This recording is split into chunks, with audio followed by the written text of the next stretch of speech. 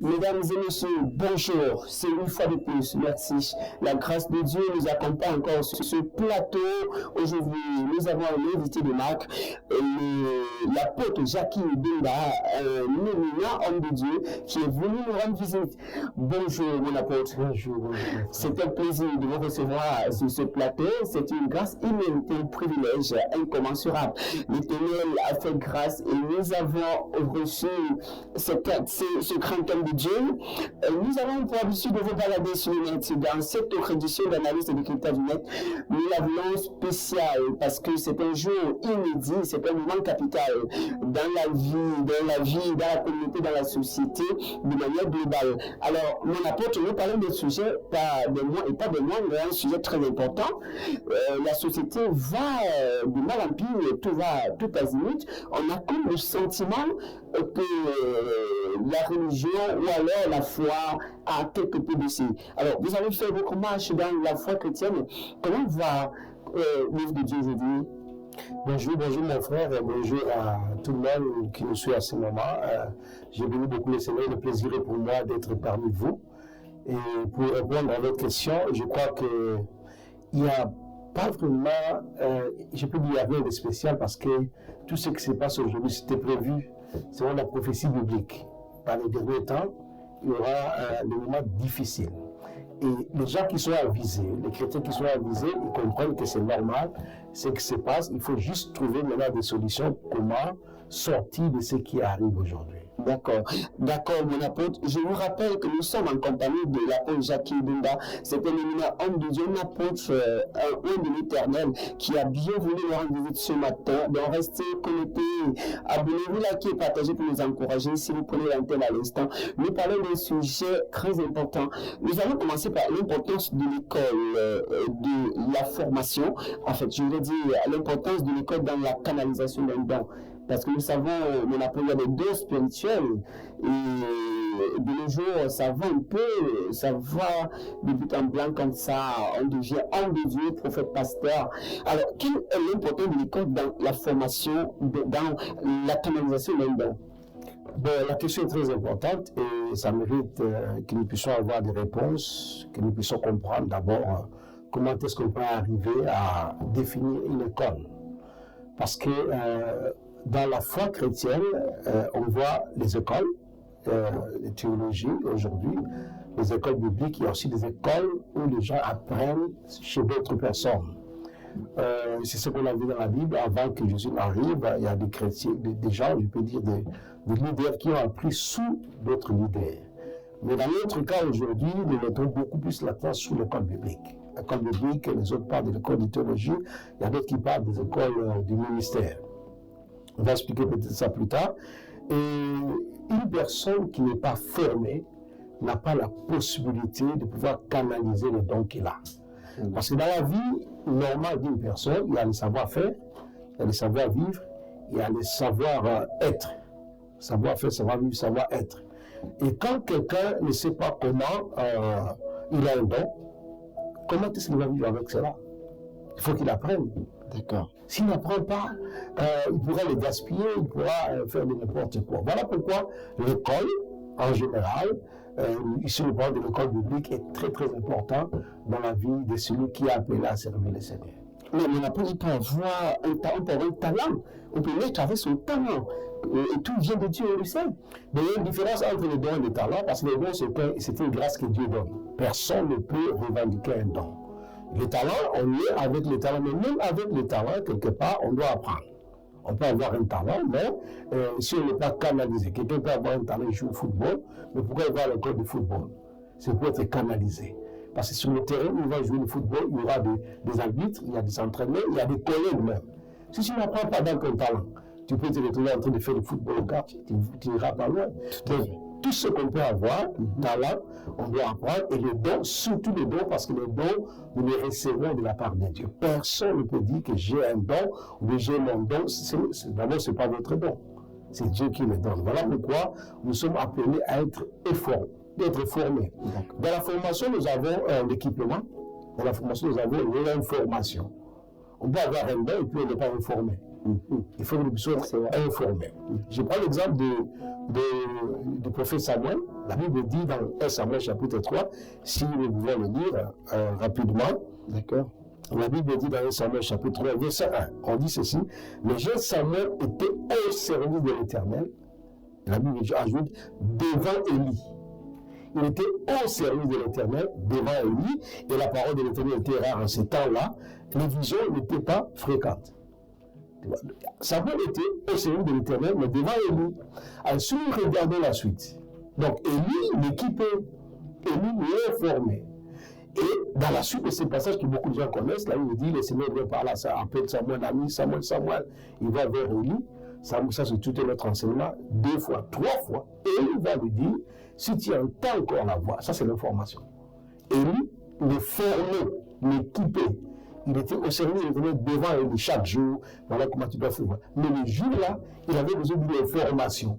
Si tu entends encore la voix, dis, Seigneur, ton serviteur t'écoute. Ça, ce n'était pas la formation, c'était l'information. Il fallait que ça vienne de l'homme qui savait entendre la voix des dieux. Il dit, dans la formation, il y a l'équipement et il y a l'information que nous devons recevoir. Voilà pourquoi on doit se former. Peut-être vous dites, Dieu m'a appelé, mais au moment où vous allez rentrer dans l'action, qui va vous informer que c'est comme ça que ça se fait. Alors, mon apôtre, on doit utiliser sa matière pour mieux couper en fait. Bon, vous allez couper d'abord quoi? Parce que le Dieu vient de Dieu, c'est Dieu qui sait qu'est-ce que vous aurez à voir. Parce que vous savez, dans la pensée, on peut avoir nos pensées. C'est quand Jésus parle avec les disciples, il dit, qu'est-ce que vous avez comme arme? Ils ont dit, nous avons les épées, nous avons 3 épées. Puis Jésus dit, cela suffit. Puis après ça, il a aiguisé. Ce n'était pas ça que Dieu parlait. Et quand il rencontre quelqu'un qui veut arrêter Jésus, il a coupé l'oreille. Non, l'aiguisement ne veut pas, c'est pas, on ne doit pas aiguiser pour se préparer pour aller dans une bataille qui n'est pas notre bataille. C'est Dieu qui connaît. Quand vous avez un don, vous êtes informé. Comme je parle de Samuel, Samuel a été informé, mais ce n'est pas à ce moment-là qu'il a commencé le ministère pour lequel Dieu l'a appelé la nuit. Il fallait qu'il prenne encore du temps. Ce temps-là, il est resté encore au pied de prophète. Et quand Jésus lui a dit, moi Dieu m'a parlé, mon père spirituel sincère, puis aller. Alors, j'ai oublié de vous signaler, vous prenez l'antenne à l'instant, justement, nous recevons l'apôtre Jacques Dunda, c'est un homme qui a plusieurs casquettes, hein? Un homme, j'ai envie de regarder cet autre volet de vous, mon apôtre. Alors, vous êtes promoteur de l'Institut biblique. Effectivement, je suis promoteur de l'Institut biblique, je peux dire en Afrique, c'est une école américaine. Nous le présentons ici en Afrique. On a commencé au Gabon, au Congo-Brazza, Congo-Kinshasa, et puis ici au Cameroun. D'accord, alors, est-ce que c'est véritablement important? Quel est le rôle du diplôme chez un homme de Dieu? Est-ce que le diplôme est finalement important pour un homme de Dieu? Quand vous avez le promoteur d'une école biblique, je suppose que vous délivrez des diplômes. Quels sont déjà les diplômes que l'on délivre dans votre école? Et quelle est l'importance du diplôme chez nous pour un homme de Dieu? Bon, il y a un problème dans la foi ou dans la marche chrétienne, c'est que si je prends le pastoral, le ministère comme un métier, c'est l'unique métier dans le monde où les gens qui sont dedans n'ont pas envie de se perfectionner. Si on regarde spirituellement par là, on peut dire que le diplôme n'a pas de valeur, n'a pas de place. Mais, quelque part, le diplôme nous défend. Je ne sais pas, le diplôme, ça va nous défendre. Bon, en entrant, je veux dire, on va dans une formation pour avoir des diplômes, mais ce n'est pas ça l'essentiel dans la vie de celui qui veut être formé. La formation, c'est d'abord l'équipement que nous recevons. On peut être médecin, on sort médecin, on arrive quelque part, sa maison c'est brûle, le diplôme c'est brûle, mais vous avez l'équipement. Où vous allez, quand vous rentrez, c'est quand vous allez opérer quelqu'un, vous présentez votre diplôme. Pasteur, mon apôtre, je ne vais pas vous interrompre, ça reste entre nous. Les téléspectateurs n'ont rien à voir. Est-ce que Jésus s'est formé? Parce que les gens se reflètent. Quand nous parlons des valeurs de Christ, nous sommes des chrétiens, nous sommes des petits Christ. Alors, dites-moi, est-ce que le Christ s'est formé? C'est là, peut-être, je crois que c'est à ce niveau qu'il faut peut-être éclairer la lanterne. Bon, premièrement, on ne peut pas se comparer avec Christ parce que la Bible dit qu'il était Dieu. Il fallait me chercher quelqu'un d'autre dans la Bible. Parce que lui, c'était Dieu. À la Bible dit, à lui habitait la plénitude de la divinité. Mais il est descendu sur la terre, il s'est humilié pour être né au travers d'une femme. on ne peut pas définir sa formation selon la formation des hommes. Mais à la fin de son ministère, il parle aux disciples. Il leur dit dans Matthieu chapitre 28, il dit « Allez partout dans le monde et faites de toutes les nations de disciples ». La vie de Jésus, depuis la naissance jusqu'à ce qu'il a grandi, à l'âge de 12 ans, et puis il a disparu, et puis il réapparaît à l'âge de 30 ans, personne ne peut dire comment ça s'est passé. Et à l'âge de 12 ans, on le voit à l'église en train d'enseigner les sacrificateurs. Alors, ce que je veux dire, dans le temps d'Israël d'avant, tout garçon qui était dans la famille apprenait. Et c'est ça, c'est que vous ne comprenez pas. Tout garçon dans la famille apprenait à aller à l'église, à lire la parole de Dieu. Voilà pourquoi, quand tu arrives à un âge quelconque, on peut te donner à l'église de parler. Donc, les gens de cette époque-là, l'époque de Jésus, la majorité avait reçu un équipement de l'église qu'aujourd'hui nous ignorons. Cet équipement pouvait être comparé à une formation, notamment quand Jésus s'adresse à ses disciples. On voit qu'il passe le temps pour la formation, parce que moi j'ai le sentiment que les disciples étaient quand même formés. Pas quand même formés. Il y a quand même la formation. Je disais au début, quand on parle de la formation, dans le domaine spirituel, il y en a des formations qu'on va chercher dans les écoles, il y a des équipements que nous recevons au pied des hommes. Tout à l'heure, j'ai lu le passage de Jean Samuel était au service de l'Éternel. Devant Samuel et devant Élie. Alors si je regarde par exemple dans Deutéronome, on va voir aussi l'histoire de Josué, parce que quand Moïse va partir, le camp devient, c'est compliqué dans le camp. Et la Bible va dire, Deutéronome chapitre 34, verset 9, Josué, fils d'Élie, était rempli d'esprit, de sagesse, car Moïse avait posé ses mains sur lui. Les enfants d'Israël lui obéirent et se conformaient aux ordres que l'Éternel avait donnés à Moïse. Donc lui devait conduire le peuple. Donc Jésus était formé, équipé par Moïse. Alors, dans la Bible, quand Jésus parle, allez, partout dans le monde, faites de toutes les nations des disciples. Enseignez-les. Quand on parle de l'enseignement, faire des disciples, pas seulement en imposant. Aujourd'hui, on fait des disciples parce qu'ils ont l'argent. On fait des disciples, ce que je vois aujourd'hui, c'est éclairant. Dans des conférences, on va allouer 50 personnes, on nous habille des toges, vous devenez.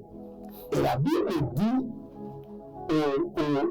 aux disciples, allez faire de toutes les nations. Et puis il dit, en les enseignant. Après, Paul va dire, aller plus loin, par 1 Timothée chapitre 2, verset 2, il dit, ce que tu as entendu de moi, en présence de beaucoup de témoins, confie à des hommes fidèles qui seront capables.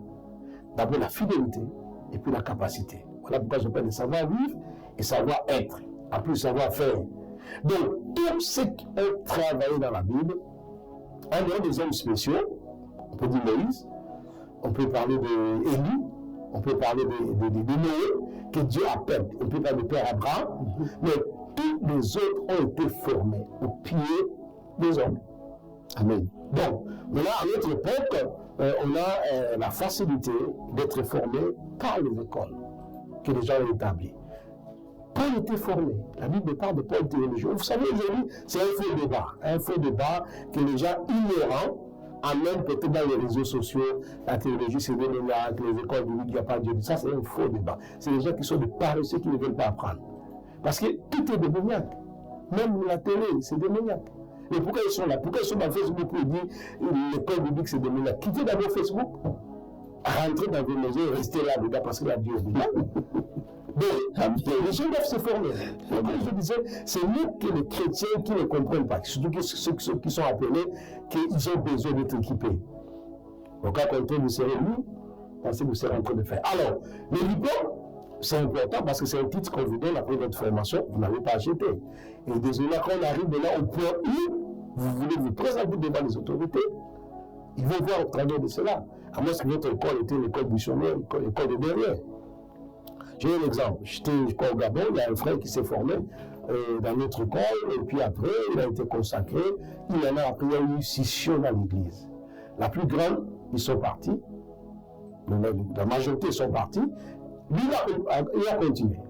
Après, on va l'accuser, comme ici, je passe, c'est l'air, quelque part, à un renseignement, que non, c'est quelqu'un. Et le jour-là, il est convoqué devant le commissaire de police. Dès qu'il arrive, Il avait tous ses documents, son diplôme, sa carte pastorale, tout ça. Il arrive et puis il se présente, moi je suis le pasteur tel, vous m'avez convoqué, il a présenté ses documents. La dame qui était commissaire, qui lui dit mais comment? Vous présentez même que vous êtes formé. Les gens qui sont venus vous accuser, ils n'ont rien amené. Allez travailler. Amen. Je dis que il peut prouver ça. Il peut prouver.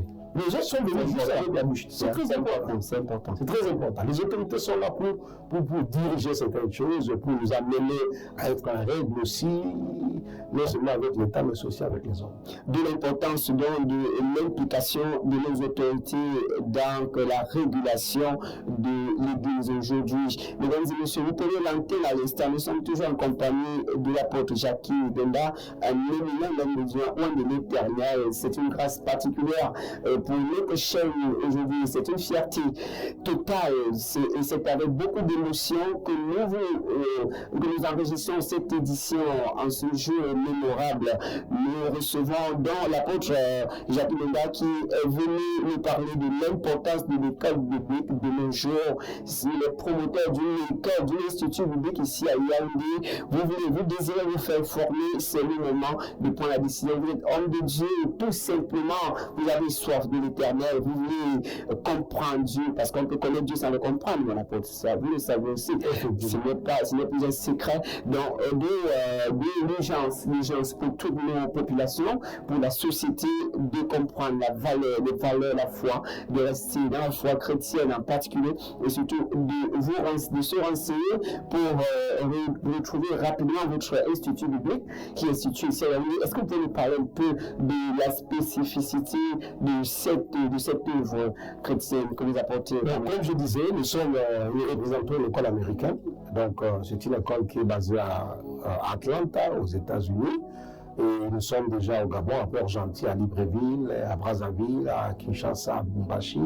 Et là, nous avons commencé depuis l'année passée ici à Yaoundé. Donc, cette école, c'est un cursus de 10 volumes. Donc, ce sont des livres. Peut-être les gens aussi, nous ont déjà eu cette formation, mais nous sommes venus spécialement avec cela ici pour booster la foi et la connaissance dans la vie des hommes de Dieu. Donc, c'est 10 volumes qui sont un cursus complet. Pour une formation, quelqu'un veut vraiment être formé. Donc, premièrement, on a l'herméneutique dans les méthodes d'étude et règles d'interprétation. Ensuite, on aura le sujet de l'Ancien Testament, les sujets du Nouveau Testament, apporter des prédications bibliques et le ministère pastoral. Nous avons le sujet de doctrine biblique, donc les 10 doctrines fondamentales de la Bible. On parle de la théologie, christologie, angéologie, bibliologie, anthropologie, c'est dans le module 5. 6e module, on parle de la vie chrétienne, vie spirituelle personnelle. 7e module, on va parler de l'organisation de l'administration de l'Église. 8e module, on va parler de la pédagogie, méthode pédagogie, parce qu'on ne peut pas communiquer si on n'a pas appris. Et 9e, on va parler de l'histoire de l'Église. 10e, on parle de la mission d'évangélisation et faire des disciples. Donc voilà, quand quelqu'un suit tout ça, il est équipé pour être un serviteur efficace sur le champ missionnaire. D'accord, merci mon apôtre. Il ne reste plus qu'à vous remercier pour avoir permis à question de temps de brûler de s'élever. Et nous remercions l'Éternel, c'est une grâce, je l'ai dit, une grâce méritée de recevoir sur notre plateau. C'est une fierté incommensurable. Je l'ai également martelé.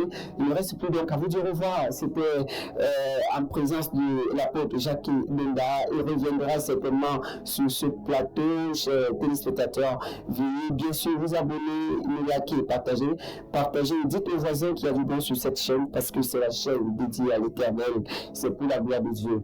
On dit on va à la maison, on apporte, on a au revoir tous, à la prochaine.